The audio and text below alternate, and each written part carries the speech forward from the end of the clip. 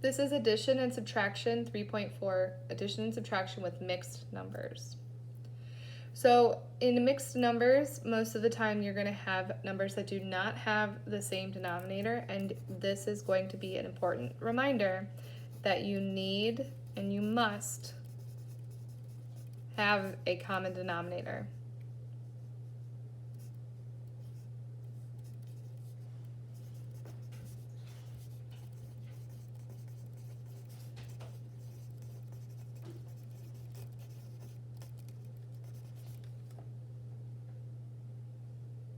Okay, so we have 3 2/3 plus 4 1/5. What I do is I like to do the vertical method, which means I'm going to write 3 2/3 here, and then underneath it I'm going to write 4 1/5. I feel that this method is superior and it helps to align your whole numbers and your fractions. It also gives you the opportunity to convert those numbers that have non-common denominator, so those into a common denominator. So I'm going to convert this to the common denominator of, what do 3 and 5 have in common? They have 15 in common. They're both prime, so we multiply 3 times 5 to get 15. 5 times 3 is 15. 1 times 3 is 3. 3 times 5 is 15, so 2 times 5 is 10.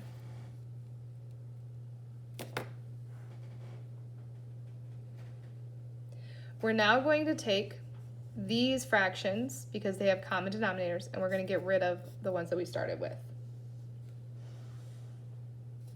We're going to add the numerators, because this is an addition problem, 10 plus 3 to get 13 over 15. And 3 plus 4 to get 7. And we're done. That's our answer. Let's try another one. 5 3/4 plus 9 5/6. I have 5 3/4 plus 9 5/6. What do 4 and 6 have in common?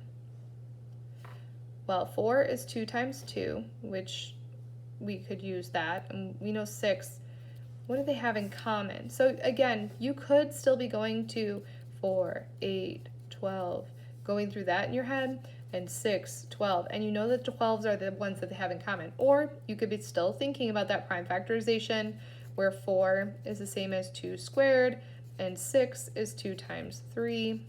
So you would keep these, and 4 times 3 is 12. So we're going to use 12 as our common denominator.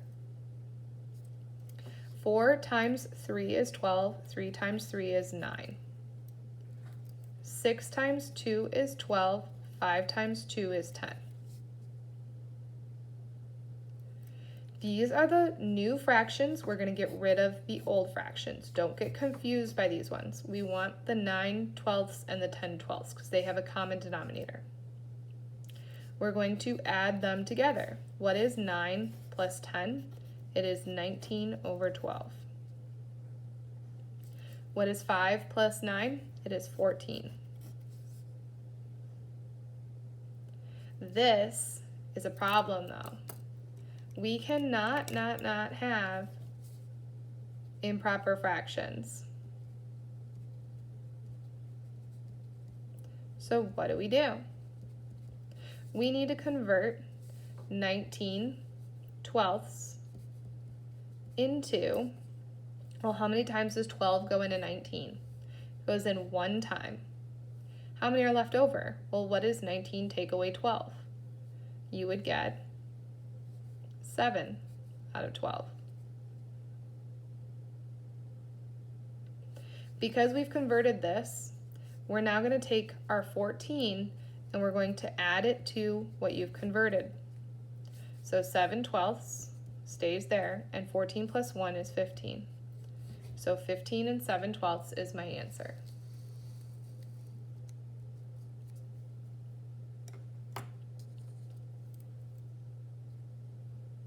Let's try another one of those. We have 5 2/3 and 6 8/9. We're going to add them together. 5 and 2/3, and 6 and 8/9. I know that 9ths is the same, so we don't need to change this one. We're going to just leave it. But we do need to make this one into 9ths. And to do that, we're going to times by 3. 3 times 3 is 9. 2 times 3 is 6. Get rid of the 2/3. I have 6/9 and 8/9. Add 8 and 6, 6 and 8. Add them together, and you get 14 over 9. 5 plus 6 is 11. You're going to keep that 11. Don't forget about it. And you need to convert 14 over 9 into, how many times does 14/9 become one whole? So how many times does 9 go into 14? 1 time. Subtract. How many are left? 14 minus 9 is 5 over 9, because that was the denominator. Add them together. I keep the 5/9, and 11 plus 1 is 12.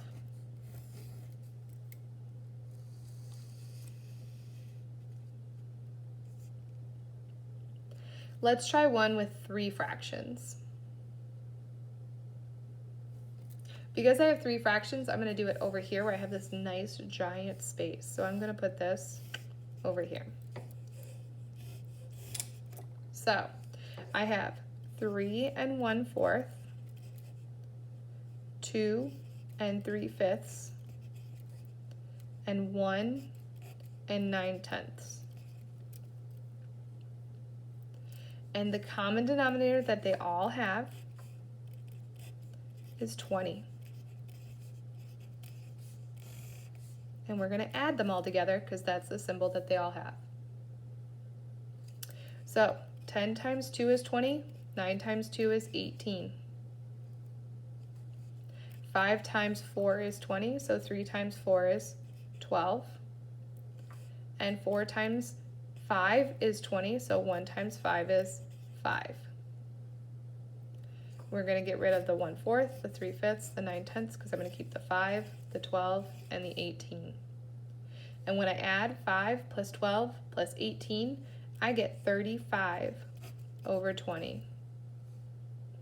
When I add 3 plus 2 plus 1, I get 6. This is a problem. We need to fix it. How many times does 20 go into 35? It goes in 1 time, and 35 take away 20 is 15 over 20. Don't forget, you need to add 6 to it to get your final answer, which is 7 and 15/20. Can I simplify that though? Sure can. Not in the space that I have, but I can divide. I notice this at the end, I have 5 and 20, so I could divide them both by 5. 15 divided by 5 is 3, and 20 divided by 5 is 4. So really my final answer is 7 and 3/4. Let's try some subtraction. Subtraction works the same way. There's a couple of extra pieces that you might have to do along the way called like borrowing. So we have 3 and 9/10. Let's write that one out. Subtract 1 and 3/10. And look at that. They have a common denominator. So let's subtract. What is 9 take away 3? 9 take away 3 is 6 over 10. And 3 minus 1 is 2. Can I simplify 6/10? Sure can. Divide by 2. So I keep the whole number 2, and 6 divided by 2 is 3, and 10 divided by 2 is 5.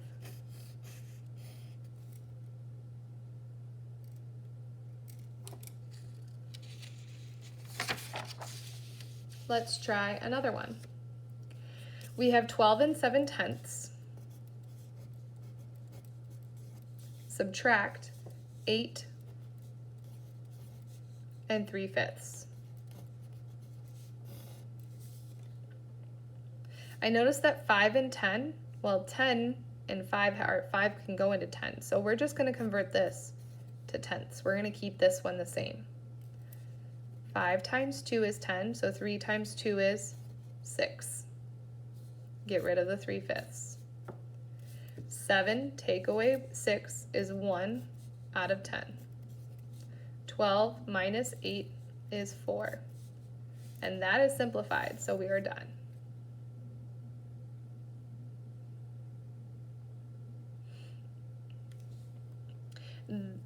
Examples 7 and 9 are going to be examples of borrowing.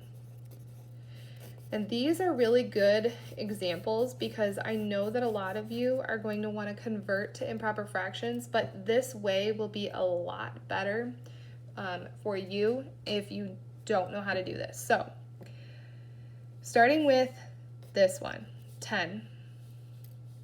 We have 10, take away 5 and 2/7. Now, I want 7 to be my denominator, okay?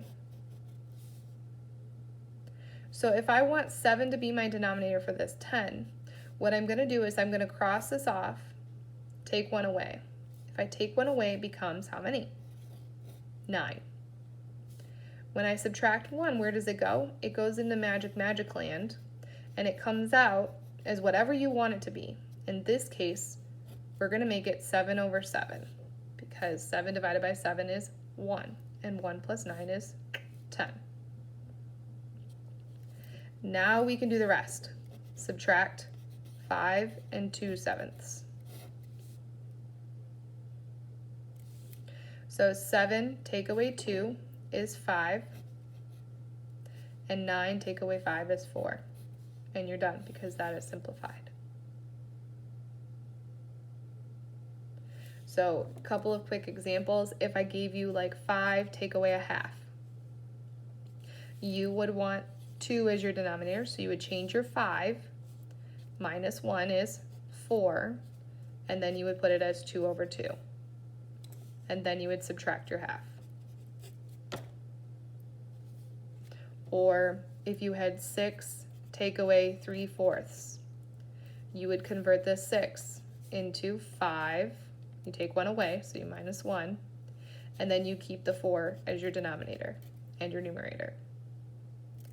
So then you could subtract your 3/4.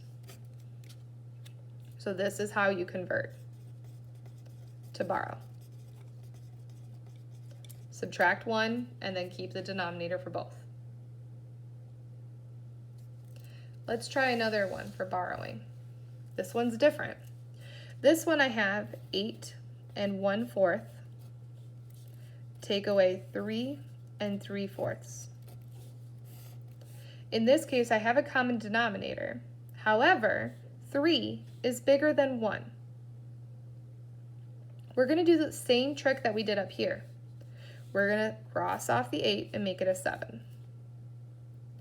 And then we're going to add 4 over 4 here, because I'd have to make that 1 go somewhere. So I'm going to add a 1 in here. So 4 plus 1 is 5 over 4. So now 5 take away 3, I can subtract. 5 minus 3 is 2 over 4. And 7 minus 3 is 4. I'm not done just yet. I have to simplify by dividing by 2 on the numerator and the denominator to get 4, and 2 divided by 2 is 1, and 4 divided by 2 is 2. So 4.5 is my answer.